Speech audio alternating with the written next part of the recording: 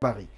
Nous parlons aujourd'hui du phénomène migratoire et ses conséquences sur les pays africains en général, mais sur la Guinée en particulier. Déjà, qu'entendez-vous par migration dans le contexte de la Guinée?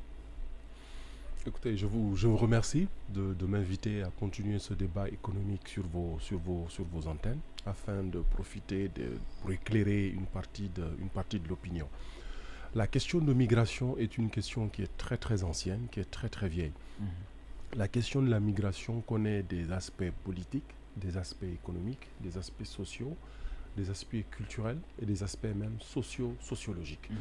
Aujourd'hui, on entend par migration le déplacement forcé ou pas forcé de population ou d'un groupe de personnes d'un pays envers un autre pays.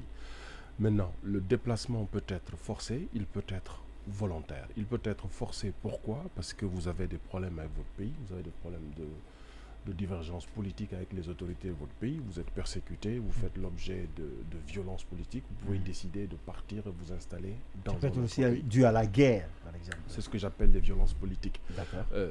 Parce que vous êtes en difficulté dans votre pays, vous n'avez pas le choix pour sauvegarder votre vie et celle de votre famille, vous êtes obligé de vous déplacer, partir ailleurs. Un autre également type de déplacement est que... Ok, vous allez rapprocher le micro comme ça. Voilà. Je disais bien, le premier type de déplacement, il est volontaire.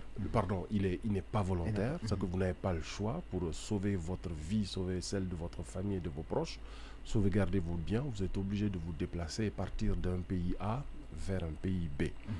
Le deuxième type de déplacement est un déplacement volontaire. Ça veut dire que vous décidez de quitter votre pays pour aller vous installer dans un autre pays pour avoir accès à des meilleures conditions de vie ou à des meilleures conditions de santé ou à des meilleures conditions d'éducation ou à des meilleures conditions de travail, etc. etc. D'accord. Alors, monsieur Malik, je vais me tourner vers vous.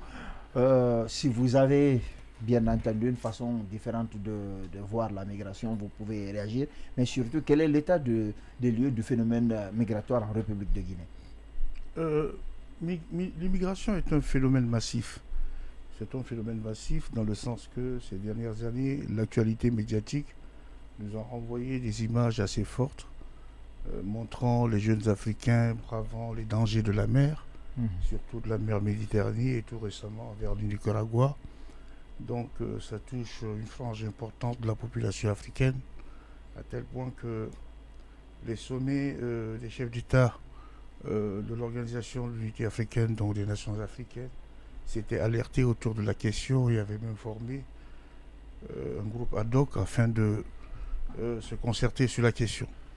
Donc le phénomène migratoire aujourd'hui se pose dans des termes géopolitiques, parce que cela dérange et déstabilise et infléchit les systèmes sociaux dans les pays qui sont les pays d'accueil, et ça pose d'autres problèmes majeurs, à tel point que des démocraties fortement immunisées auparavant contre les vents xénophobes du fait de l'expérience de la Seconde Guerre mondiale renouent à l'occasion de ce phénomène massif avec un type de discours, avec la montée d'un certain type de populisme au sein de leur opinion.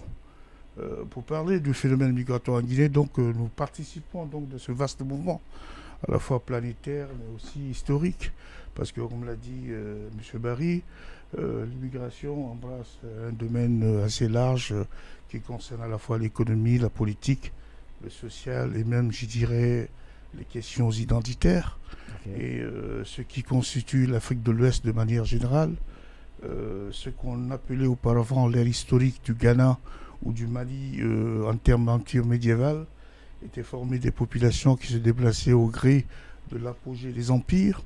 Et donc l'Afrique de l'Ouest de manière générale est une zone particulièrement d'immigration du fait de cette situation historique, à tel point qu'aujourd'hui la CEDEAO, à partir de 2018, a engagé un vaste travail concernant la définition d'un profil migratoire régional. Ce profil migratoire régional est un travail dense qui consiste à recueillir des données sur l'immigration afin de les mettre en cohérence avec les politiques d'intégration. Donc, en gros, de manière générale, donc la Guinée aussi participe de cela. La Guinée, en 2020, sous la houlette de la CEDEAO et de l'OIM, aussi engagé aussi une étude assez Organisation mondiale de Organisation internationale pour la migration, une étude sur justement la définition de ce profil migratoire. Est-ce que vous êtes d'accord avec l'état des lieux qui a été fait et surtout quels sont les types de migration qui peuvent exister? Je suis tout à fait d'accord avec lui. On est dans un pays qui appartient à un sous-ensemble qui est appelé la CEDEAO, qui connaît des phénomènes migratoires extrêmement importants. On voit des déplacements de population dans la partie nord Mali, entre le nord Mali et le sud du Mali. On voit des déplacements de population entre le Nigeria et le Bénin. On voit des déplacements de population notamment entre la Guinée forestière, le Libéria et la Côte d'Ivoire. On voit un énorme déplacement de population entre la Guinée, le Mali, le Sénégal et la Guinée. Donc la Guinée est effectivement un pays de migration. Un pays de migration.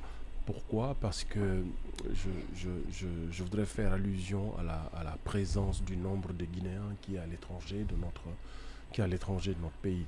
Aujourd'hui, selon ce que nous entendons qu'il y aurait près de 4 millions de Guinéens établis au Sénégal, qu'il y aurait également près de 3 millions de Guinéens établis en Côte d'Ivoire.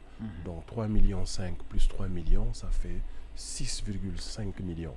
Ça ferait l'équivalent de la moitié de la population de notre pays qui est établie en dehors de nos frontières nationales. Ceci est très important. Et ceci devrait faire l'objet d'une réflexion de la part de nos autorités. Pourquoi la moitié de la population guinéenne se retrouve en dehors de nos territoires malgré l'abondance de richesses, de l'histoire et de la géographie de notre pays? Alors,